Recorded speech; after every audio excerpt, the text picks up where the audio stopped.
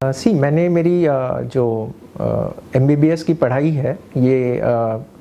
KM hospital और सेठ GS medical college से की, और मेरी जो पोस्ट ग्रेजुएशन है यानी कि सुपर स्पेशलाइजेशन ये मैंने grand medical college JJ group of hospital से की है। उसके बाद मैं वहाँ पे एज अध्यापक था कुछ दिनों के लिए, और ऑलमोस्ट अभी 20 साल से मैं ये जो एज अ विशेषज्ञ छाती का विशेषज्ञ और आईसीयू का विशेषज्ञ करके हम लोग काम कर रहे हैं। सबसे इम्पोर्टेंट चीज़ है योग्य या एकदम सटीक निदान होना, और सबसे जो अभी के सिचुएशन में जो लोगों के मन में डर है उसकी वजह से वो कतरा रहे हैं, या वो डर की वजह से वो टेस्ट नहीं करवा रहे हैं, और उसकी वजह से हो क्या रहा है कि वो हमारे पास लेट आ रहे हैं। अगर वो सही समय पे आते हैं और सही समय पे इलाज चालू हो जाता है तो कोविड विदाउट यानी बिना किसी कॉम्प्लिकेशन के 80-85% पीपल कैन गेट बेटर। ये जो डीआरडीओ की दवा है ये मैं हमेशा बोलता हूँ कि कोविड में कोई भी दवा ऐसी नहीं है कि जो अमृत की तरह है, या संजीवनी बूटी जो अपने रामायण में लक्ष्मण जी के उठाने के लिए, बट ये सारी जो दवाइयाँ हैं वो काफ़ी हद तक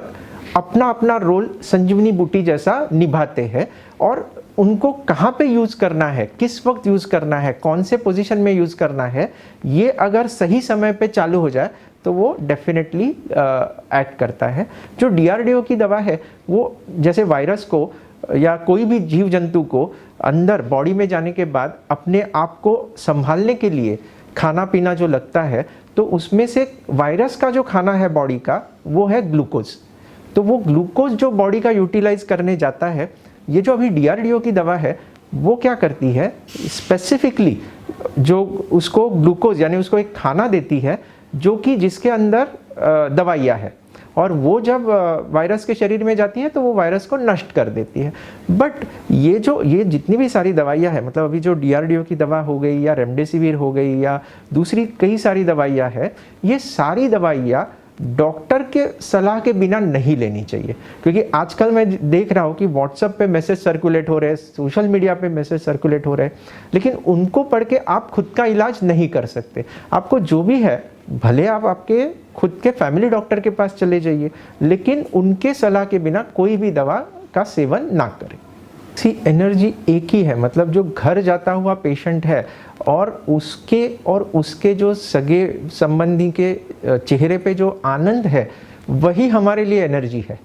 और वही हम लोगों को प्रेरणा देता है। मतलब उनके जो दुआएं हैं, उनके जो आशीर्वाद है, उनके जो कॉम्प्लीमेंट्स है, वही हम लोगों को एनर्जी देता है कि नहीं, हम लोगों को और कुछ करना है, हम लोगों को और इसमें से और बाहर आने के लिए जो भी है।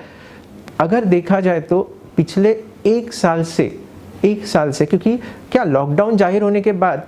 बाकी लोगों को एटलीस्ट घर पे बैठने का मौका मिला और आराम करने का मौका मिला है, लेकिन मेडिकल फ्रेटर्निटी, भले वो डॉक्टर हो, भले वो नर्स हो, भले वो वार्ड बॉय हो, उसने तो मतलब पहले दिन से आज तक वो काम कर रहा है और काम करते रहा है। अगर देखा जाए तो जो पहला वाला लॉकडाउन था तो उसमें तो इतनी हालत ख़राब थी कि ना टैक्सी था, ना रिक्शा था, ना बस था, तो वो आने जाने के लिए दिक्कत उठा के वो आना, हॉस्पिटल में आके काम करना, गर्मी के दिनों में वो पीपी किट पहन के 12 से ज़्यादा घंटा काम करना, ये सब उन्होंने सहा है। तो एक्चुअली ये फ्रंटलाइन वॉरियर्स जो है उनका जो मानसिक जो बल है वो सिर्फ यही है कि पेशेंट ठीक होना, या पेशेंट की तरफ से जो कॉम्प्लीमेंट आते हैं वही उसको जो सुख या जो काम करने की प्रेरणा देते। पिछले 16 साल से मैं तुंगा अस्पताल के साथ जुड़ा हुआ हूँ।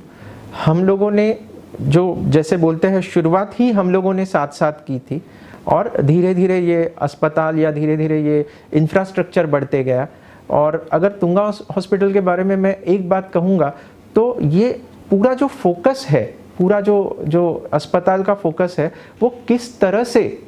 पेशेंट या मरीज़ के ऊपर पूरा फोकस है कि मरीज़ को फ़ायदा कैसे हो, मरीज़ को